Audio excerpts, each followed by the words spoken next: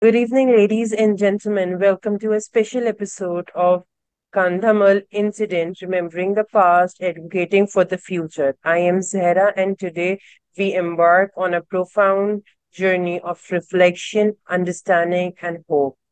This tragic incident of Kandhamal in 2008 had a deep impact on us, and they will always be in our hearts. Today, we are honored to have a special guest with us, Father Ajaya Kumar Singh, a Catholic priest who stood alongside with the survivor of Kandhamal tragedies. Our conversation resolved around an important topic, Kandhamal incident, remembering the past and advocating for the future. Let's come together as we journey through the history, discuss our hopes for the future, and reinforce our commitments to the world where diversity is valued and peace reigns. Without further delay, let's give a warm welcome to our guest. Hello, Father Ajaya Kumar Singh. Thank you for joining us today to share your thoughts and experiences on anniversary of Kandhamal tragedy. Can you start by and briefly introduce yourself and your role during the those challenges time? Hello, I'm Father Ajay Kumar Singh. Uh, Actually, when the violence broke out, that time I was involved in the social action for the Catholic Church of that region. So, what happened in Kandhamal is not a spontaneous, natural, but rather a well calculated, well orchestrated, well planned uh, of conflict, violence against the Christian population. So, in fact, the violence that took place in 2007 and 8 was the largest and longest violence against Christians in India in 300 years of history of India.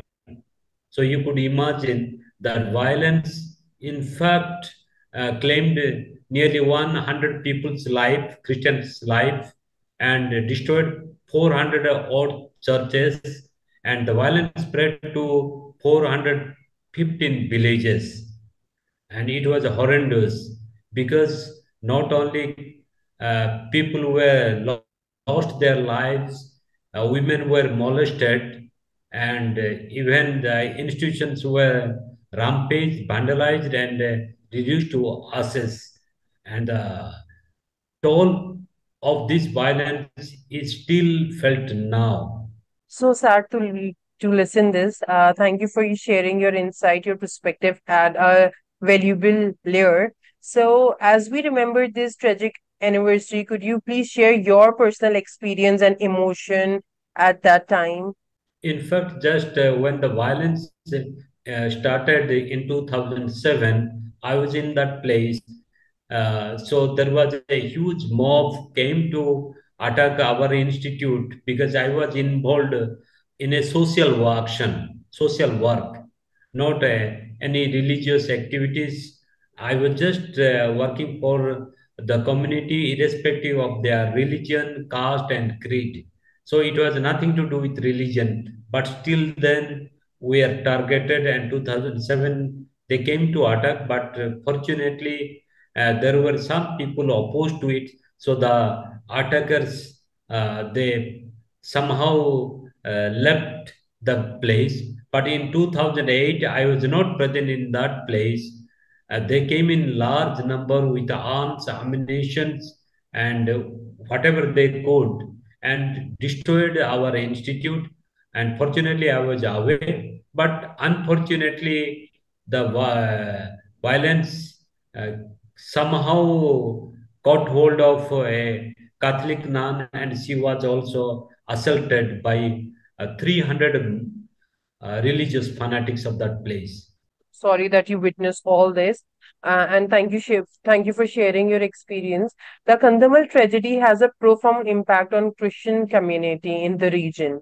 Could you please tell us about the challenges and difficulty faced by the survivors and the community as whole? You see, basically, the Christian communities are from the socially marginalized communities. In a good time, also, they were. they struggle for their own livelihood, and they have different reasons for this violence. It is political reasons. There are many, at least 4 or 5 reasons for this conflict. One is of political reason. There is a religious national majoritarian group. They think that they can come to the power only when they attack the religious minority. So that is one of the reason. Second, also religious reason. Religious reason, in a sense, they want one nation, one religion, one state. So only one religious nationalism should exist in a nation state. This is second reason. Third reason is also caste, because this community, those who have embraced Christianity, are rather from Dalit and Adivasi background, those who are considered to be socially marginalized groups. And the violence initiated, perpetuated, orchestrated by upper caste groups. Those who are, most of them are religious fanatics.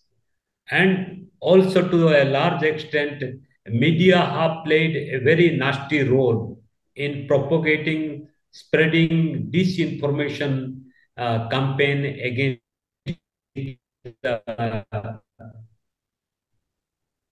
religious minorities. Yes, I agreed with you. Your input helps to shed light on various aspects of this topic. Thank you. So, in the aftermath of the tragedy, what efforts were undertaken to provide support and assistance to the affected community, like with mean Christians community? In fact, what happened to the Christian community, as I said, that it had never taken place in 300 years history of India. So Yeah. the violence is of such a huge magnitude that needed a relief and rehabilitation measure. And still now also, because you see the people, more than 75,000 took refuge in the hills and mountains, and they left the places, and nearly 6 7,000 houses were reduced to ashes. So definitely it called for relief and rehabilitation. And but the support system that was forthcoming from the government of the day or the civil society was not according to the needs of the community. So definitely still that still needs to be addressed. Besides, now it is more than a decade, the issues of justice is also yet to be addressed. The culprit, those who were involved in killing, murdering, destroying, raping, sexually assaulting, and destroying the churches, are still on the streets, or they are let loose. So, thus, seeking justice remains a challenge. Of course, we have to engage the government, we have to engage the civil society, we have to engage people, those who are human right activists, human right defender, so that they could come. But still now, the people of Kandhamal are waiting for justice. And it is not only just the violence did not take place only in one district, but it spread to 13 districts in the states. True, your knowledge on this matter is truly enlightening. So, the Kandhamal tragedy also raised a question about communal harmony and about tolerance. In your opinion, what step can society take to prevent such incidents in future and to promote interfaith understanding? The thing is this: India is a democratic country.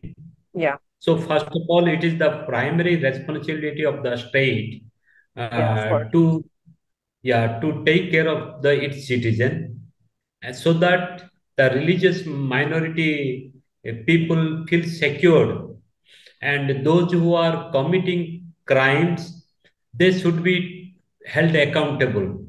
So to that extent, unless until the state play its fair role in securing justice for the citizens of the country, irrespective of their religion, the sense of justice, fairness, will not be felt.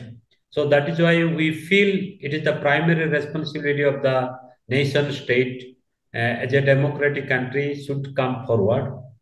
Secondly, it is also responsibility for the society, though, because we all believe in the democratic human right values, irrespective of any religion, the civil society should come forward to ask for justice for the victim survivor and ask for the and deterrent punishment for the culprit, so that this type of violence should not be repeated in the name of religion. Yes, very true. Thank you for your response. Your input strengthened the quality in our dialogue. As we concluded, Father Jaya Kumar Singh, could you please share a message of remembrance and hope for the victims, survival, and the broader community affected by the tragedy? You see, just in order to keep the hope alive, in order to restore democratic rights, in order to restore the human rights of every human persons, irrespective of their religion they follow, we continue to remember Kandhamal. In fact, 25th of August is a observed as a Kandhamal day, saying that never Kandhamal again. We do not want any violence to happen to any communities. And especially in India, as a democratic country, we believe that it is the state should come forward so that the religious minority are secured. So unless until that happens, we will not be able to experience the democratic right. We will not be able to live in a pluralistic or diverse society, because you see the religious minority in India is 20 percentage, which is a huge number. So unless until they feel secure, that is why it is the responsibility of majority, minority, everyone, those who believe in human dignity, those who believe in human rights, those who believe in constitutional right, those who believe in democratic right, should also come together, join their hands, so that there should not be again Kandhamal, never again Kandhamal. This is the message that we give to others. And we should always strive at our best, at our level, for peace, justice, equality, freedom, and fraternity. Thank you. Thank you very much for sharing your kind words as we wrap up this insightful conversation. We want to extend our heartfelt gratitude for your time and contribution. Your perspective on this topic and supporting for the survival has truly been amazing. Thank you for your words. Looking forward to have you again on our panel. Thank you for sharing your experiences. We appreciate your Okay. presence today in the conversation. Thank you, sir. Thank you very much. Okay, most welcome. Thank you for having me for this interview.